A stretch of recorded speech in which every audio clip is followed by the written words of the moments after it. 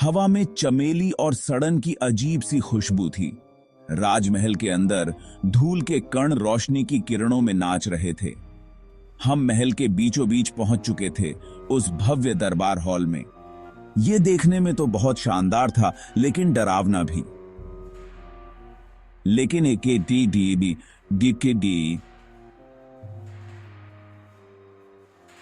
वाव, ये तो बहुत ही ज्यादा खूबसूरत है।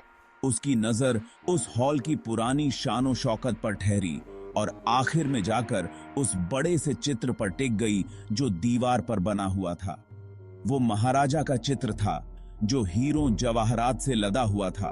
उसका चेहरा घमंडी गर्व से भरा हुआ था, लेकिन उसकी आंखें तो मानो हमें बंदी बनाए हुए थीं। ऐसा लग रहा था जैसे वो हमें देख रही हैं, हमारी आत्मा में उतर रही हैं। मेरी तो रूह कांप उठी। ये तो बहुत भयंकर लग रहा है। भयंकर?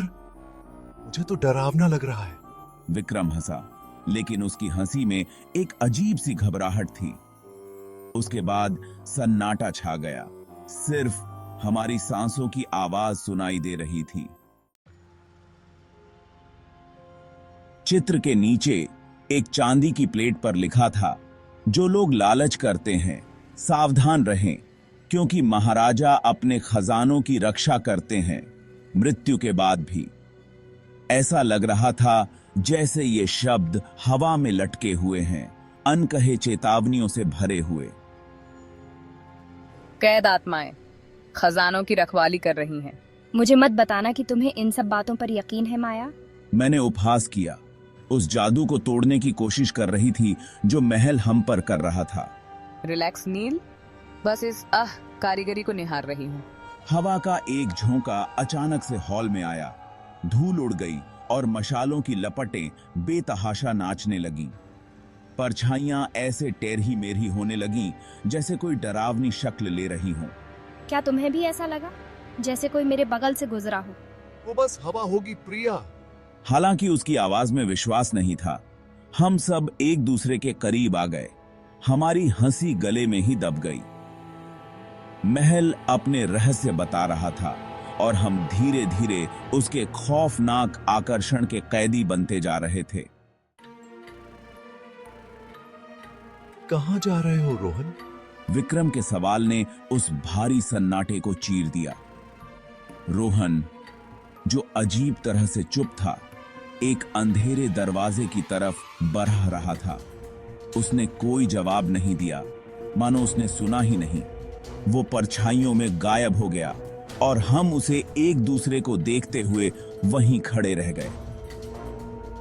और हम थे। रोहन, ये मजाक नहीं है। रोहन, वापस आओ यहाँ। उसके शब्दों के बाद एक भयानक सन्नाटा छा गया।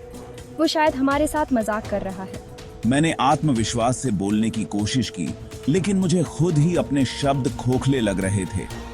मेरे पेट में डर की गांठ बंध गई। वो कहाँ गया होगा?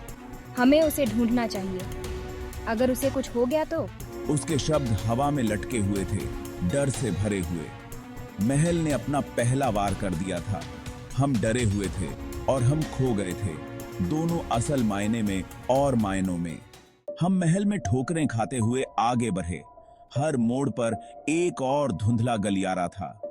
सिर्फ हमारी जल्दी जल्दी पड़ रही पांवों की आवाज और घबराहट भरी फुसफुसाहट ही उस सन्नाटे को तोड़ रही थी। ये जगह तो किसी भूल भुलैया जैसी है। हम नाचते हुए शिव की इस मूर्ति के पास से अभी अभी गुजरे हैं। हम लोग चक्कर लगा रहे थे। ऐसा लग रहा था जैसे महल हमारे साथ खेल रहा है। शायद हमें साथ रहना चाहिए, पता है, सुरक्षा के लिए। उसने विक्रम की बाहों को इतनी जोर से पकड़ लिया था कि मुझे लगा कि उसका खून बहना बंद हो जाएगा। यह कोई हंसी की बात नहीं थी। हम एक ऐसे महल में खो गए थे जो सांस लेता हुआ प्रतीत हो रहा था। हवा और भी ठंडी हो गई, सदियों के बोझ से भारी हो गई। हम एक ऐसे कमरे में ठोकर मारते हुए चले गए जो एक जालीदार खिड़की से आती हुई चांदनी में नहाया हुआ था। यह एक महिला का कक्ष था, आलीशान लेकिन उपेक्षित। चांदी का एक हेयर ब्रश ड्रेसिंग टेबल पर पड़ा था, आधे अधूरे कढ़ाई के काम के बगल में। ऐसा लग रहा था जैसे समय यहीं रुक गया हो। क्या तुम्हें लगता है कि यहाँ अभी भी कोई रहता है? प्रिया फुसफुसाई। उसकी आवाज मुश्किल से सुनाई दे रही थी। यह भरा हुआ लगता है। वह सही कह रही थी। कमरे में एक भयानक रहने जैसा एहसास था, जैसे उसका रहने वाला अभी अभी एक पल के लिए बाहर गया हो। शायद रोहन यहीं गया था। विक्रम ने दीवार पर लगे सोले हुए शीशे में झांकते हुए कहा। उसका प्रतिबिंब विकृत, भयानक था। या हो सकता है कि वह यहीं फंस गया हो। उसने कहा। उसकी आवाज एक साजिशी फुसफुसाहट में बदल गई। कमरे के एक कोने से एक मधुर धुन सुनाई दी, धुंधली और उदासी भरी।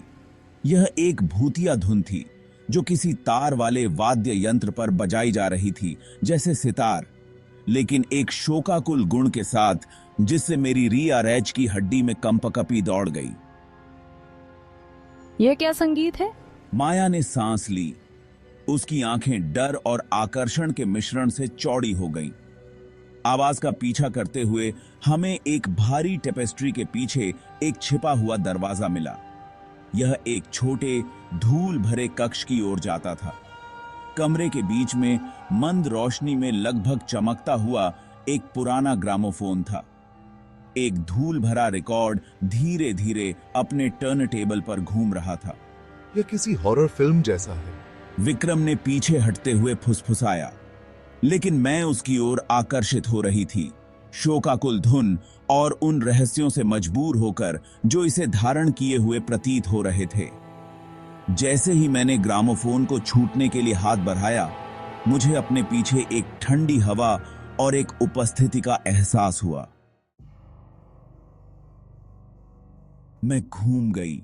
मेरा दिल मेरी छाती में जोर से धड़क रहा था। वहां खड़ा एक लालटेन की भयानक हरी चमक में नहाया हुआ रोहन था। वह पीला और हिलता हुआ दिख रहा था।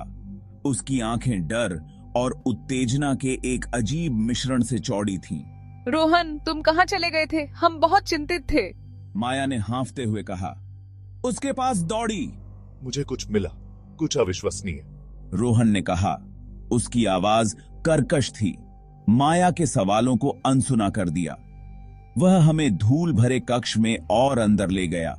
उसकी लालटेन दीवारों पर टिमटिमाती परछाइयां डाल रही थी। वह दीवार के एक हिस्से के सामने रुक गया जो बाकी हिस्सों से अलग नहीं दिख रहा था। इस दीवार के पीछे कुछ है। मैं इसे सुन सकता था, जैसे अतीत से फुसफुसाहट हो रही हो, और मुझे लगता है कि यह महाराजा और फंसी हुई आत्माओं से जुड़ा है। जब हमने छाती को खोलने के लिए संघर्ष किया तो उत्तेजना आशंका के साथ युद्ध कर रही थी। इसमें कौन से रहस्य छिपे थे? उत्तर या कुछ और भयावह? चित्र में महाराजा की आंखें हमारी हरकत को देख रही थीं। उसके होंठ एक जानकार मुस्कुराहट में मुड़े हुए थे। महल ने अपनी सांसें रोक रखी थीं। उसके रहस्य अभी भी कसकर दबे हुए थे।